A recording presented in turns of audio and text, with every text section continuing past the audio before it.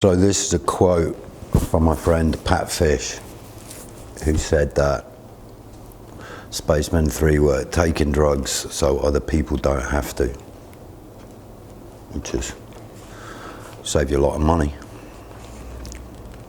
and hangovers. Taking drugs to make music, to take drugs too.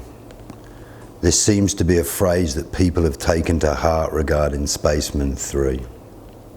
It is fairly shocking, I suppose, and it certainly was at that point in the 80s when the overwhelming message being beamed at us loud and clear from every billboard and public information broadcast was, just say no. Just say no. Simple. Except, of course, it wasn't, and it never had been. It was like saying, just accept life is shit and get on with it. At least for those of us with the fever to change our minds and no idea how to do it in any other way. Just say no. I love the just in that phrase. Just say no. Like it was the easiest thing in the world. Although just saying no might have been an ideal, we were living in a far from ideal world. This was the height of the war on drugs cooked up by Ronnie Reagan and his creepy wife Nancy one night after a couple of strong cocktails and some slimming pills. Margaret Thatcher loved the idea. It was war. It was tough on drugs, but mainly it was tough on the users of drugs. Fuck those hippies, beatniks and Rastafarians. It was just like that upstanding paragon of human decency Richard Nixon had foreseen all those years previously. It had been his bright idea to wage war on drug users in the first place. Making your natural opponents illegal was an effective way to make life difficult for them.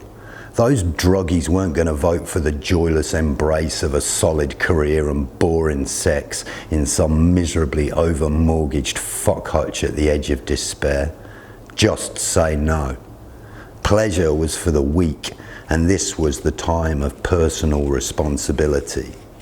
If you had any problems, they were your fault, and you should just bloody well sort them out and pull your socks up, or die and let the strong trample your broken body into the earth as fertilizer, or something. There was no such thing as society, or so we had been told by our swivel-eyed iron lady of the psychopathic stare.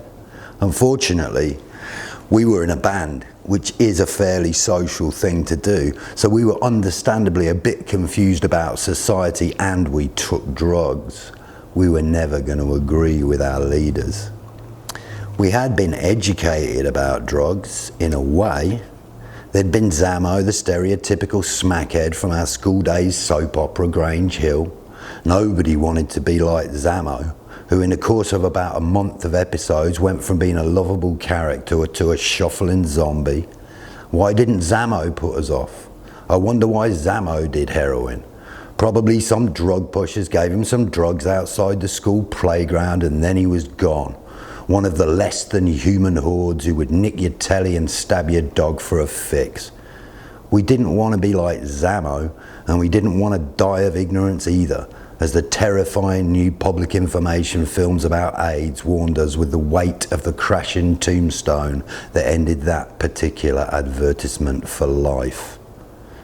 It didn't stop us sharing needles with every thief, drug casualty and decrepit specimen in our small rugby underworld. It didn't mean that clean needles suddenly became available either. What the fuck was wrong with us? There was quite a lot wrong with us actually. And some of it was a direct consequence of years of disastrous policing and the attitudes of the people around us.